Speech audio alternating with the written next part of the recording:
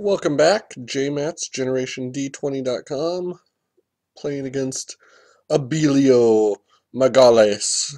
Would you like to play first? Yes, I would. And no, I don't need to mulligan that. That's another one of those 5 and 2 hands. But this one actually has some pretty good action. The fact that I got a guild gate for the jailbreaker is relevant. I have every color of mana, can play the guild gate, play a roustabout, and apply pressure pretty early.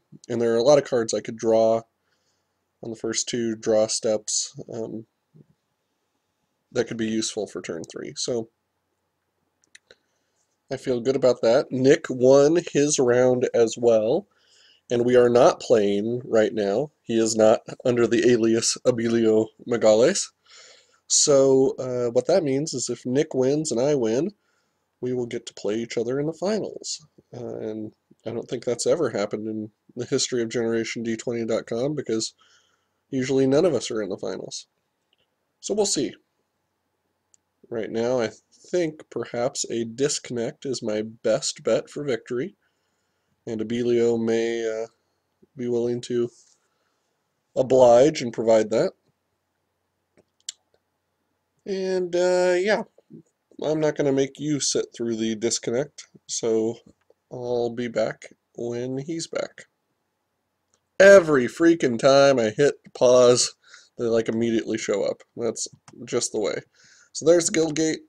We're off to our fast, electrifying start. And Abilio, what's he? Let me guess. Oh, Codex Shredder. Interesting. Not what I expected. And if you're going to make me lose a card, actually would rather lose that one than the Swindler, because we do want to be able to apply the pressure here. Playing, okay, Golgari. Or at least some of the colors of Golgari. Don't mind losing that land. And that's an even better pull for my 3-drop. Keep applying the pressure. And I can't think of a board wiper in green-black, so I don't think we have to fear emptying our hand. There's no Mizzium Mortars, there's no Supreme Verdict. Well, there's red, but you'd have to have a whole lot more red than that to Mizzium Mortars. So he is also playing a Jund deck like Nick. And Stab Wound on a guy I can sacrifice is kind of an interesting choice. Now, yes, it gets in the damage, but I just have a lot of answers in this game.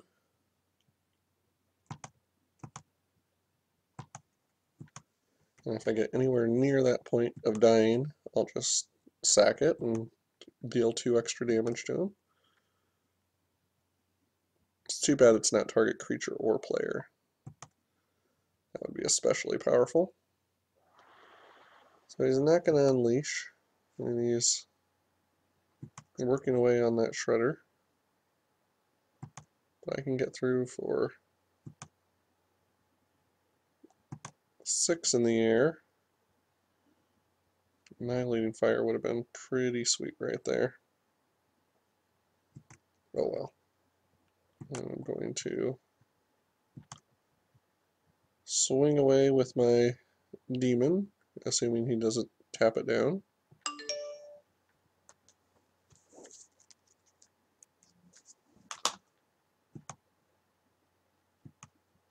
There we go.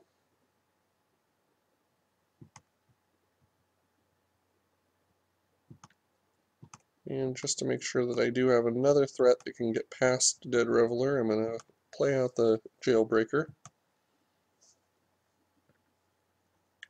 But if he doesn't have an answer for Desecration Demon this turn, then we're at that point where I could deal the damage and cast the, or sack the Hellhole Flare and be done with it.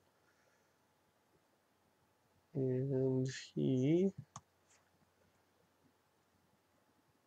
is attacking, which is interesting.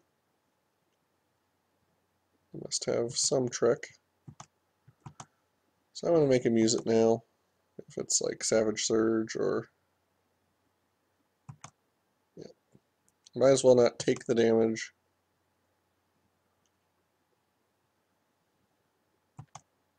Okay, and that... Well, he'll sack. I would assume he'll sack.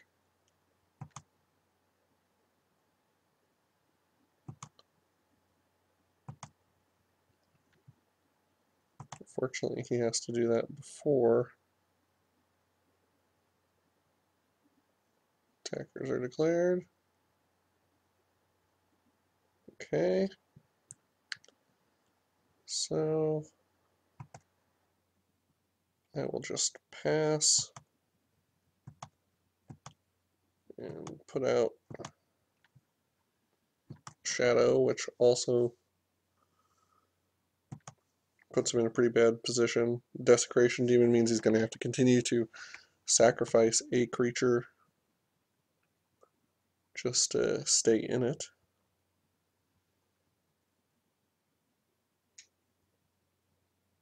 Without my second red source, it's been a little rough.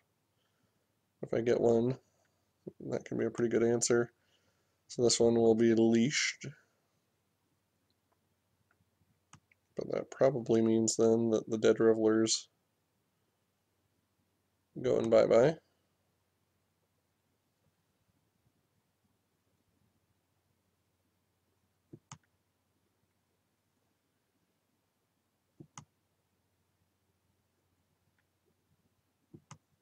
Okay, and from here, let him sacrifice whatever he's going to sacrifice.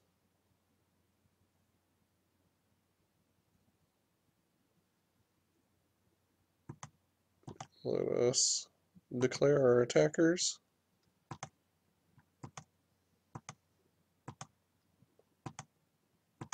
And clear the way.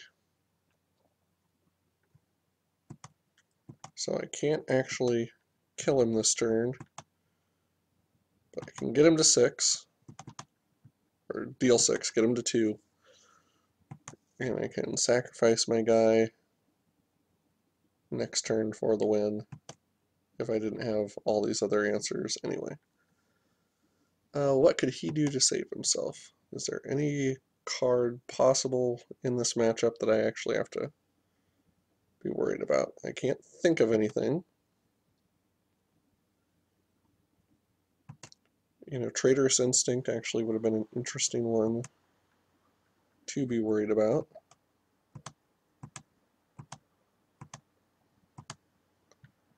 We'll go ahead and kill him.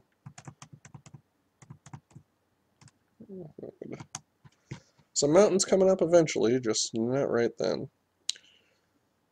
Okay, so his deck had some creatures. Obviously, the stab wound is unfortunate, but we had a good start, good lead on him. He had some things I'd wanted to steal with Traitorous Instinct, so I think I feel pretty good about that pick. He did get a lot of use out of his Codex Shredder. Came out early and kept going.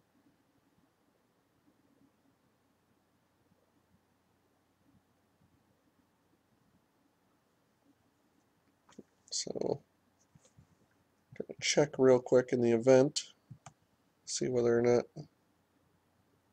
Oh, didn't have enough time to actually check. But it looks like I'm the only one who's gotten through a game so far. Okay, this one I'm not going to mulligan, but I probably will regret it. I am on the draw, and I have 8 red sources in the deck.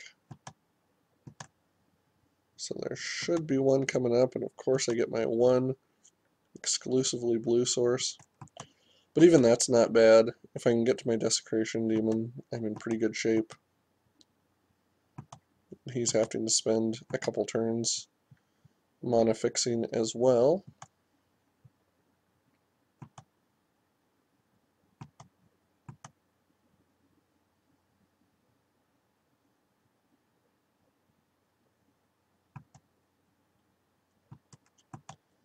And Troll ends up being something that is an excellent target for Augur Spree. Great way to get around that regeneration.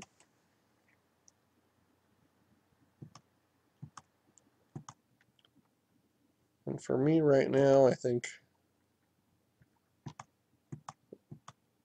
I'm going to go with the Jailbreaker and see whether he has an answer.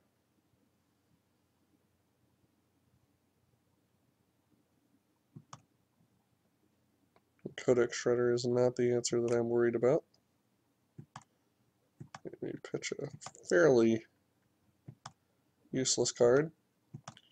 Then from here, I'm going to Augur Spree to get it out of the way. I'm going to work on establishing the board instead of just going all in on power and toughness. So I'm going to put out the Guild Mage instead.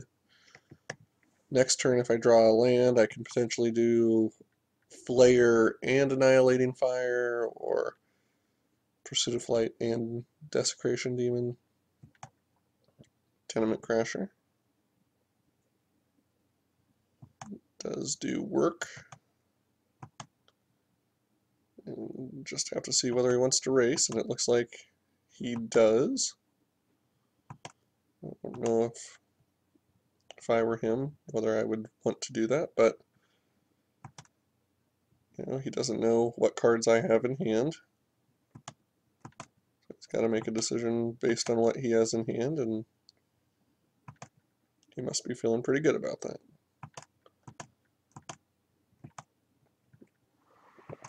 I, on the other hand, am feeling very good about getting him to a point where I can sacrifice that just to get 6 damage.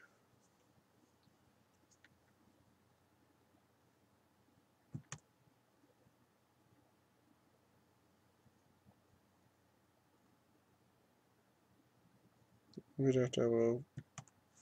Okay, discard 2 cards. I'll pitch the Annihilating Fire. I want to hold on to that demon, because my plan B definitely has to be like win with the demon. Here, I'm going to ignore combat tricks and just swing for the fences.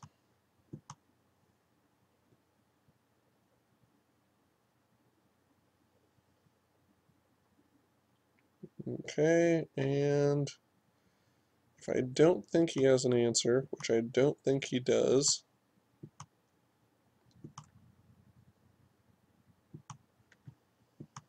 I can blow him up and kill him. Yep. Had some more good cards on the way, but in that game I had Abelio's number. Oh, and